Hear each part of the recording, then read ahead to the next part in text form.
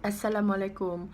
So I want to do a little bit of reflection of the first day of Ramadan, and I'm using the Ramadan diaries to help me, because at the end of the calendar for today's reflections, good deeds to maintain. Alhamdulillah, I managed to do all the fardu solat, and then I managed to do sunnah solat as well. Not all that is listed in Ramadan diaries I managed to do, I must admit, but I do.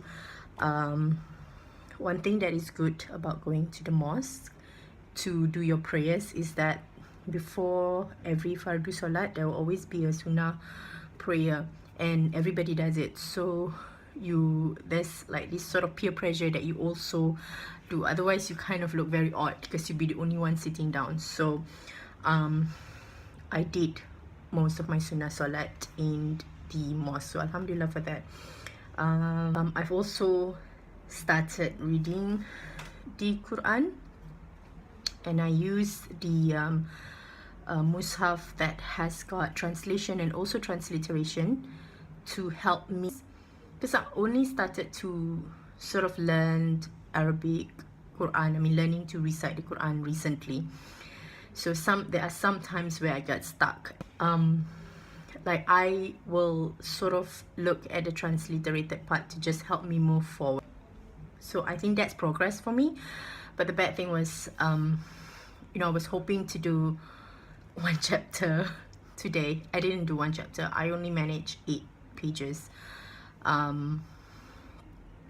After Zuhur and after Asar, I managed to do 4 pages each, so that's 8 pages. And then like I didn't fit in the time, but in some ways I feel like that is progress, but in some ways also I should have just pushed myself a little bit more.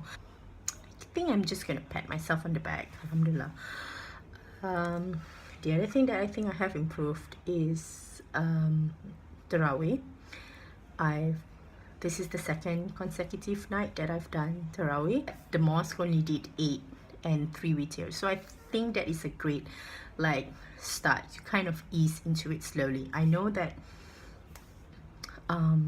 tomorrow I think they will do the full 20 raka'ats, but I've sort of told myself that I will try to do more nights and only do 8. What I wanted to do is practice the habit, so it's important to start small but consistent. I also invited my father and my sister to breakfast together with me and my husband.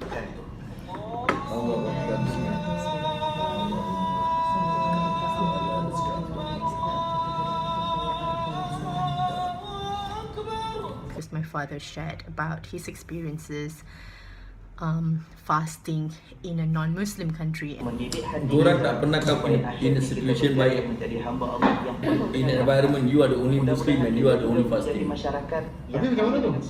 Asal saya kerja kat Thailand, kapal Filipino. Apa kapal Filipino kan? Dia makan buka seorang kan? Buka seorang, selalu seorang. Buka fridge, babi dengan tidur kat dalam. And I'm sure, I feel like we are very lucky to be in Singapore, because we get to practice our faith with no conflict whatsoever, and there's no such thing that you can't eat or find halal sources to eat for breakfast. If you're in non-Muslim country, I think it's more challenging, because you're probably the only one who's fasting, and then when it's time for you to breakfast, it's harder for you to find food that is halal. Gratitude. I'm also grateful that I did Tarawih with my sister, and it's the first time we did Tarawih together. I've never went to the mosque with my sister,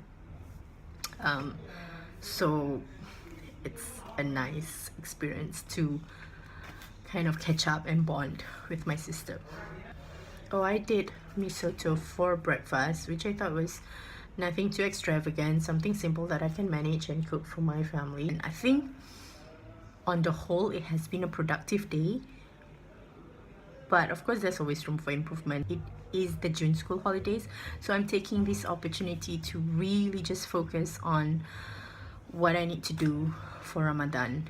And I'm so grateful to be given that opportunity. So, Alhamdulillah, I hope that I will keep up this energy and I will continue to be consistent, because I know it's just the first day, and usually I'm very excited when I first start something, and then of course the mood starts to fade away.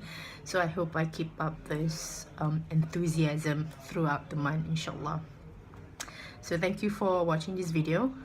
Please give it a thumbs up if you like it, and if you want to see me vlog about my journey for the entire 30 days of Ramadan, please subscribe. Thank you and see you soon.